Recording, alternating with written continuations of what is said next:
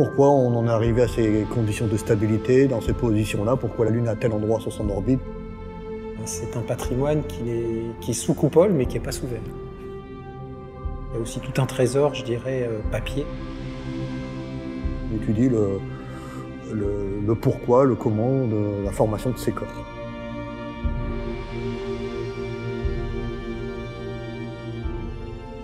Robert Joncker était un riche industriel roubaisien, d'origine belge. Très jeune, Robert Joncker s'intéresse à l'astronomie. On ne sait pas trop pourquoi il s'intéresse à ça. On ne connaît pas l'origine de cette passion.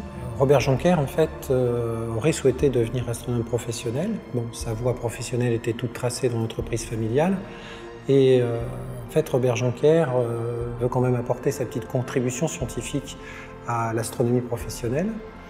Et il fait construire donc à M un observatoire digne d'un observatoire professionnel, parce qu'il a envie, modestement, de contribuer à l'astronomie professionnelle par l'observation des étoiles doubles. À l'époque, on est en 1909, l'astrophysique, l'étude physique des étoiles, des galaxies et autres est en pleine expansion. Et on essaie d'avoir un maximum de renseignements scientifiques sur les étoiles, leur masse, leur température, enfin on essaie de les étudier physiquement, et pas simplement comme des petits points lumineux sur le ciel. Et on avait remarqué que des étoiles tournaient les unes autour des autres. Robert Joncker voit là une idée pour apporter sa petite contribution à l'astronomie. Il fait construire un observatoire et une grande lunette pour pouvoir observer et surtout découvrir ce genre d'étoiles pour avoir un maximum de données sur les masses des étoiles.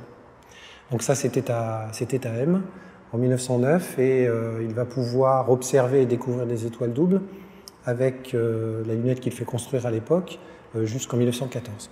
Pendant tout le conflit, la lunette n'est plus en activité. M est derrière la ligne de front, donc occupée par l'armée allemande.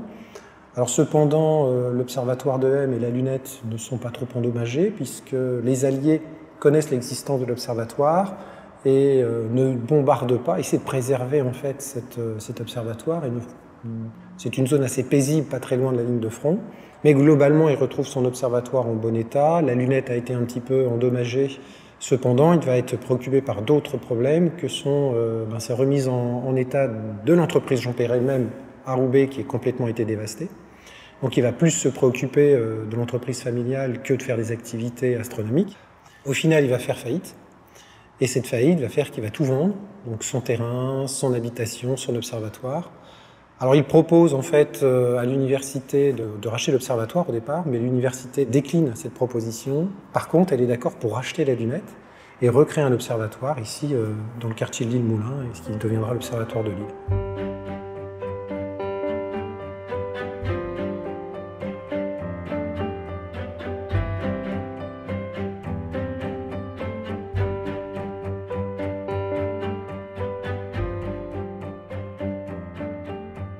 On continue en fait le travail qu'avait commencé Robert Joncker avec les étoiles doubles qu'il a découvertes.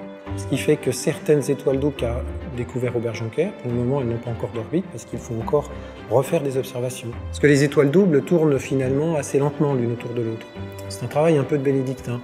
Vous découvrez une étoile double, vous n'allez pas la voir, enfin les deux étoiles, vous n'allez pas les voir tourner l'une autour de l'autre en quelques heures. Vous imaginez que la Terre fait déjà un tour autour du Soleil en 1 an. Neptune fait son tour autour du Soleil en 165 ans. Donc il faut au moins un tiers de l'orbite pour pouvoir reconstituer l'ensemble de l'orbite de l'étoile double. Et quelquefois, donc ça prend 50, voire 100 ans pour pouvoir vraiment voir le mouvement en fait. Il y en a deux, elles sont doubles, et elles sont doubles parce qu'elles sont proches l'une de l'autre, et justement elles sont reliées par la gravitation. Donc ce ne sont pas une double par hasard en quelque sorte du fait qu'elles seraient sur la même ligne de visée. Ce sont vraiment deux étoiles qui tournent l'une autour de l'autre. Donc l'idée, ce pourquoi on les étudie, c'est savoir à quelle vitesse elles tournent l'une autour de l'autre, donc avec quelle période, et aussi à quelle distance. Parce qu'il y a une loi assez bien connue, une loi fondamentale en mécanique céleste qu'on appelle la troisième loi de Kepler, qui relie la période de rotation de ces deux corps à la distance à laquelle elles tournent l'une autour de l'autre. Et ça relie ces deux quantités à la masse des corps en question. Donc les étoiles doubles, c'est ça, ce sont deux étoiles qui tournent autour de l'autre et pour lesquels on peut, en déterminant la période et la distance à laquelle elles tournent l'une autour de l'autre, on détermine leur masse.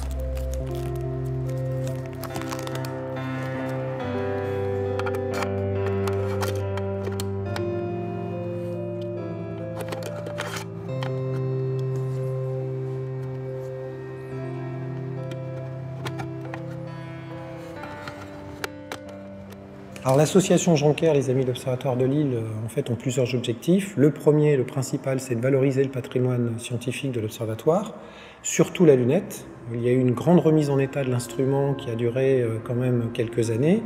Et ensuite, on a aussi exploré l'ensemble des caves de l'Observatoire, avec l'autorisation de l'université et d'Alain Vienne, le directeur, et ressorti en fait de vieux cartons, vieilles armoires, dépoussiérer des instruments météo. En fait, on a découvert que toute la station météo qui était installée à M dans les années 1900-1914, les instruments étaient là, en tout cas une grande partie.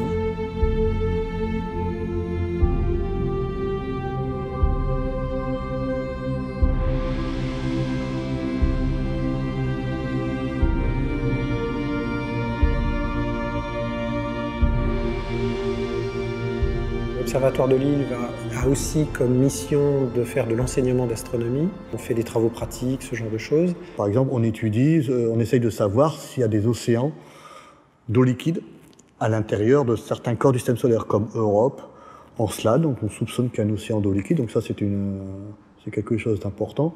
Et la rotation de la planète, en étudiant simplement le mouvement de rotation, comment cette planète tourne sur, enfin ce corps, c'est pas une planète, hein, c'est un satellite, comment ce corps tourne sur lui-même, on peut définir s'il y a du liquide ou pas dedans. On est 4 enseignants-chercheurs à l'Université de Lille. Donc nos missions, c'est la recherche, comme je viens de dire, mais aussi l'enseignement. Je travaille sur les débris spatiaux, donc qu'on peut séparer en fait en plusieurs catégories. Donc tout ce qu'il y a au-dessus de nous dans l'espace, une partie donc qui fonctionne, les satellites qui fonctionnent. Une autre partie, c'est les satellites qui ne fonctionnent plus, donc qui font partie des débris spatiaux. Mais il n'y a pas que les satellites qui fonctionnent plus, qui sont considérés comme débris. Il y a aussi des objets qui ont été relâchés lors de missions. You know, for the different satellites in the Sagitt system, they have their own period, they have their orbits, and they have their own rotation. So, and that means we could say that they have their point-pole frequency.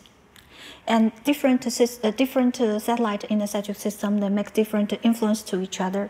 So, in my research, I try to describe the influence between the different satellites they do in each other.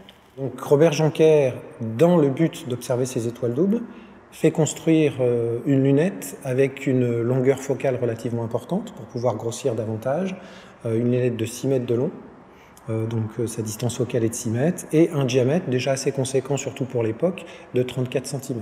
La lunette de l'Observatoire de Lille, mais les autres aussi, sont toujours équipées de ce qu'on appelle un chercheur, donc une lunette plus petite, avec un champ plus large, qui nous permet de viser finalement ce qu'on veut regarder avant de regarder dans la grande lunette. Si cet instrument, on ne s'en sert pas, eh ben on ne va pas l'entretenir en fait, c'est ça en fait.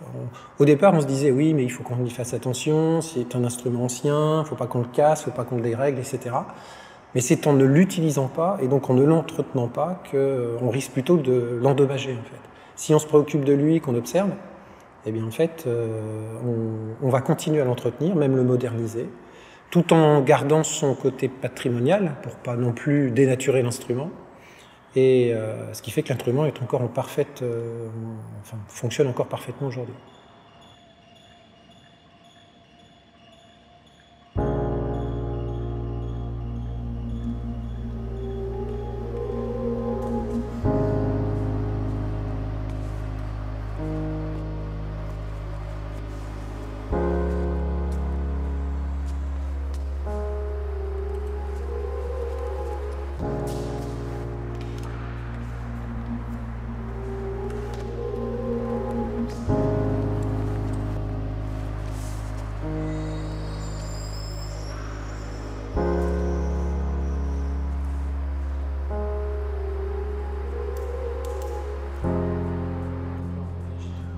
Robert Jonker utilisait une lunette de 90 mm, qui est toujours installée sur la lunette.